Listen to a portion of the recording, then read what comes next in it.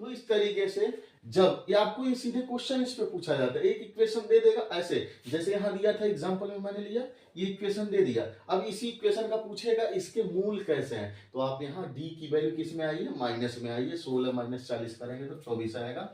अब इसकी जब माइनस में वैल्यू आई है तो आप इसको क्या कहेंगे, इसकी वैल्यू ये कैसे, इसके मूल है, मूल कैसे होंगे इस समीकरण के, इस समीकरण के मूल कैसे होंगे, काल्पनिक होंगे, क्या होंगे, काल्पनिक मूल होंगे, यानी कैसे रूट्स होंगे, काल्पनिक रूट्स होंगे, जो मूल निकल के आएंगे, जो शून्यक निकल के आएंगे वो काल्पनिक होंगे, इस तरीके से, ठीक है।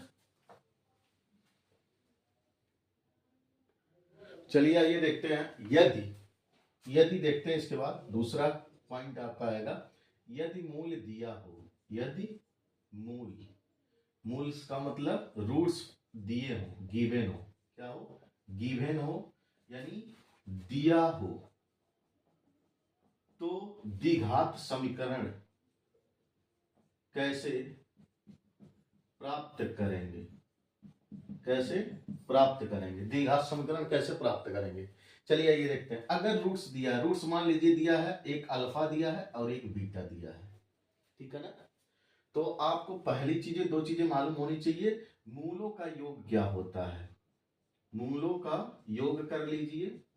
मूलों का योग यानी आप कहेंगे मूलों का योग क्या है, अल्फा प्लस बीटा, यानी मूलों का योग कर दीजिए। दूसरा नंबर मालूम होना चाहिए मूलों का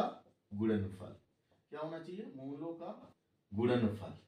मूलों का गुणनफल क्या है आपका, मूलों का गुणनफल की बात करेंगे अल्फा इंटू बीटा हो जाएगा, यानी दोनों मूल का गुणा कर लेंगे, ठीक है ना, और ये जब योगफल की बात करेगा तो दोनों मूल को क्या कर लेंगे, जोड़ लेंगे, ऐड कर लेंगे। तो द्विघात समीकरण का फार्मूला, यानी द्विघात समीकरण लिखते वक्त देखिए, द्विघात समीकरण कैसे बनाते हैं, द्विघात समीकरण लिखते हैं किस तरीके से, द्विघात समीकरण बनाने के लिए हम करते हैं पहला एक्स स्क्वायर माइनस मूलों का, क्या होगा, मूलों का योग, क्या होगा, मूलों का योग, यानी इसको लिखते हैं सम ऑफ रूट्स, क्या होता है, सम ऑफ रूट्स बोला जाता है इंग्लिश में, ठीक है ना, इसको प्रोडक्ट ऑफ रूट्स बोलते हैं, प्रोडक्ट ऑफ रूट्स बोलते हैं, क्या बोलते हैं, प्रोडक्ट ऑफ रूट्स, मूलों का योग यानी सम ऑफ रूट्स, ठीक है ना, सम ऑफ रूट्स। अब देखिए सम ऑफ रूट्स हो गया इनटू एक्स, अल्टरनेट चलेगा, प्लस माइनस प्लस, यहां प्लस होगा, अब उसके बाद क्या लिखेंगे, मूलों का गुणनफल, मूलों का गुणनफल, मूलों का गुणनफल यानी प्रोडक्ट ऑफ रूट्स, क्या होता है, प्रोडक्ट ऑफ रूट्स होता है,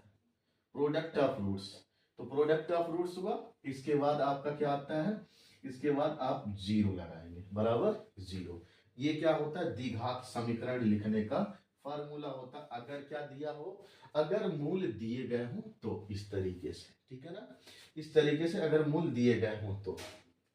ठीक है,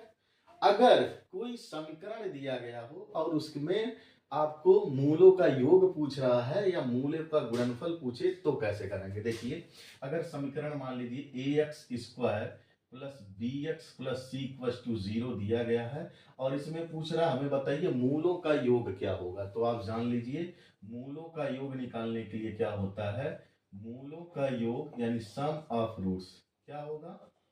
सम ऑफ रूट्स होता है, सम ऑफ रूट्स जो होता है, देखिए यानी x का गुणांक यानी माइनस, देखिए अल्टरनेट चलता है, पहले जान लीजिए यहां माइनस प्लस हो है तो ये माइनस होगा और ये प्लस होगा, इस तरीके से, यहां प्लस है तो ये माइनस और प्लस होगा, इस तरीके से। अब x का गुणांक माइनस x का कोफिशिएंट होता है, कोफिशिएंट को हम बोलते हैं गुणांक बोलते हैं, क्या बोलते हैं, गुणांक, बटे एक्स स्क्वायर का गुणांक होता है, क्या होता है, एक्स स्क्वायर का गुणांक होता है, समझ रहे हैं, सम ऑफ रूट्स यानी मूलों का योग क्या होता है, एक्स का कोफिशिएंट, एक्स का गुणांक, दूसरा एक्स स्क्वायर का गुणांक, इस तरीके से आप यहां देख सकते हैं माइनस एक्स का मतलब माइनस बी हो जाएगा, बी लिखेंगे और माइनस